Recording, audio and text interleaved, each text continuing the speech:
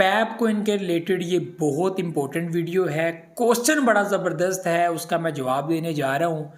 कल को मार्केट जब लीगल होगी, अमेरिका एक्सेप्ट करेगा क्रिप्टो को, तो क्या पैप कोइन भी एक्सेप्ट होगा या नहीं होगा?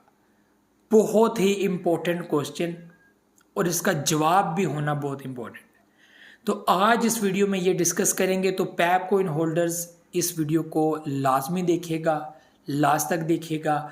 और इससे पहले कि मैं टॉपिक पे आऊँ, वीडियो को लाइक लाजमी कर लें एंड सब्सक्राइब द चैनल। बहुत सारे लोग बगैर सब्सक्राइब के चैनल को देखते हैं।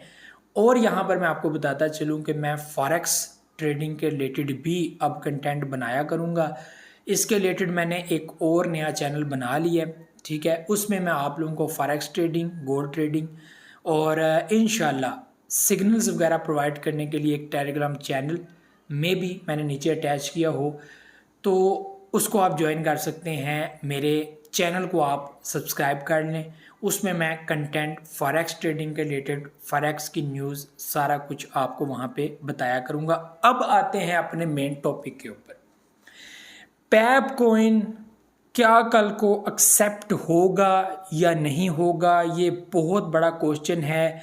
और इसमें ज़ाहिर सी बात है कि फ्यूचर है पैप कोइन के होल्डर्स का कि हमें कंटिन्यू करना चाहिए या एग्जिट ले लेना चाहिए। तो यहाँ पर चीज़ें मैं आपको बताता चलूँ कि दो हैं और आप इन दोनों चीज़ों को 50-50 कह सकते हैं। क्रिप्टो में एक चीज़ बहुत अहम होने जा रही है, वो ये है कि क्रिप्टो एक्सेप्ट होने जा रहा है, जो हिस्ट्री का एक मोड़ होगा, एक नया मोड़, एक नया दौर। उसके बाद जो दूसरी चीज़ होगी वो ये होगी कि अब क्रिप्टो में एक्सेप्ट किन किन कॉइन्स को किया जाएगा, किन शर्तों पे किया जाएगा और क्या क्या रिक्वायरमेंट है, क्या क्या पॉलिसीज़ हैं, कौन सी ऐसी रिक्वायरमेंट्स हैं या कौन सी ऐसी चीज़ें हैं जिनको फिल आउट करना पड़ेगा उन प्रोजेक्ट्स को, तब जाके वो हर इंसान के लिए बिल्कुल सिक्योर है, बेहतरीन है और आप उसमें इन्वेस्टमेंट कर सकते हैं। और ऑफिशियली उनको टैग किया जाएगा, प्रूव किया जाएगा कि आप इसके अंदर जो है वो अपनी इन्वेस्टमेंट रखें, कोई मसला नहीं। और ये चीज़ होनी है। जीनियस एक्ट 18 जुलाई को एक्सेप्ट हो गया। USDT के सैम कोइंस, जो स्टेबल कोइंस हैं, उनके ऊपर वर्किंग बैंक्स ने स्टार्ट कर दी, डिफरेंट डिपार्टमेंट ने स्टार्ट कर दी। इसका मतलब है कि कल को किसी भी वक्त अमेरिका एक बड़ी खुशखबरी सुना सकता है। बिटकॉइन तो एक्सेप्टेड है, अथेरियम भी एक्सेप्ट हो जाएगा। अब यहाँ पर कहानी ये है कि एक्सेप्ट अब कौन कौन से कोइंस साथ साथ होते चले जाएंगे। तो यहाँ पर अब बात आ जाती है पैप कोइन के बारे में। पैप कोइन एक मीम प्रोजेक्ट है, अपना मेननेट नहीं है, सप्लाई काफ़ी हाई है। वेल्स इसके अंदर काफ़ी ज़्यादा एक्टिव हैं, पब्लिक एक्टिव है, ट्रेंडिंग में रहता है, सर्चिंग में रहता है। क्या ये इनफ है एक प्रोजेक्ट को लीगल या पब्लिक के लिए सिक्योर करार देने का? नहीं, मेरा जवाब है नहीं।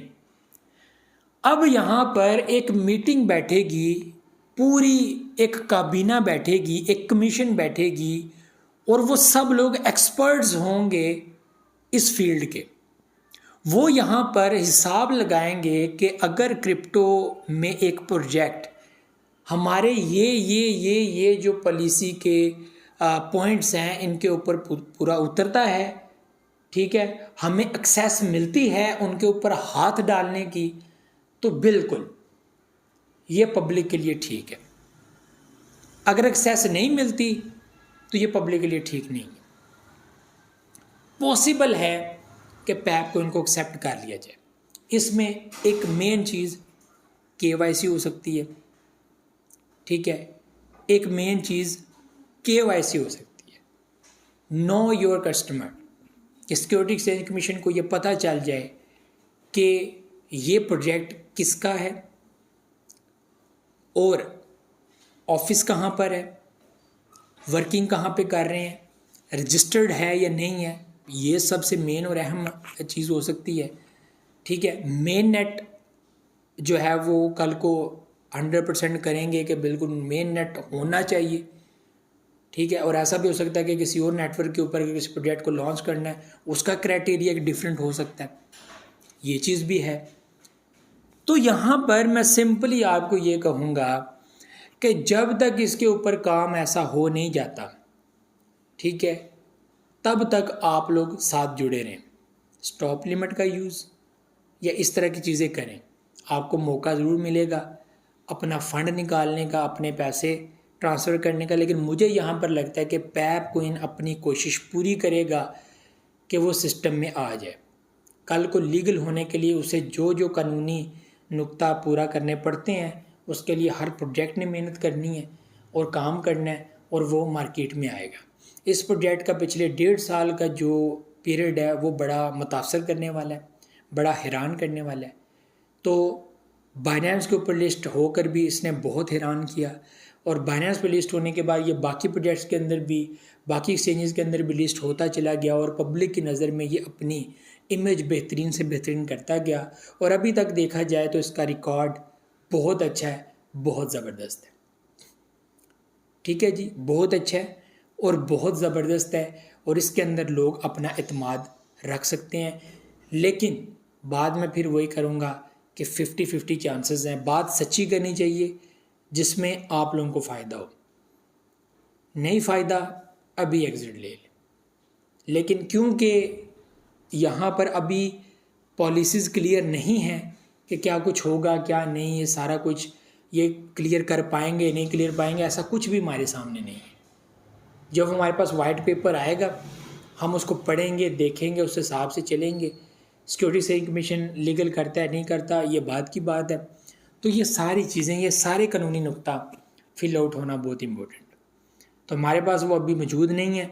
लिहाजा हम उस बेस पे ये नहीं कह सकते कि ये प्रोजेक्ट कल को चलेगा नहीं। हाँ, बहुत सारे लोग तो फैसला दे भी चुके हैं कि इसका कोई फ्यूचर नहीं।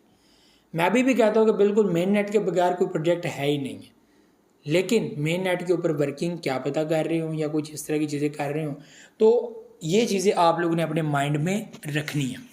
बाकी तो अभी सारी मार्केट ही इलीगल है, यहाँ पे कौन सा प्रोजेक्ट किस वक्त काबू आ जाए किसी को पता नहीं। तो कल को क्या शर्तें रखते हैं, क्या चीज़ें रखते हैं, ये देखने वाली बात है। ये कब ये अब होंगी तो पता चलेगा।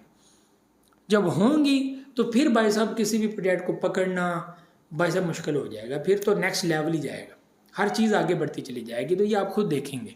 बहरहाल जी, ये चीज़ें थी, उम्मीद है आपको समझ आएंगी कि सिस्टम 50-50, बाकी इनकी टीम की पूरी हिम्मत होनी चाहिए कि वो सिस्टम को एक्सेप्ट करवाए। तो ये भी चीज़ें मुझे तो याद हुआ, मैं कि करके अल्लाह हाफ़िज़।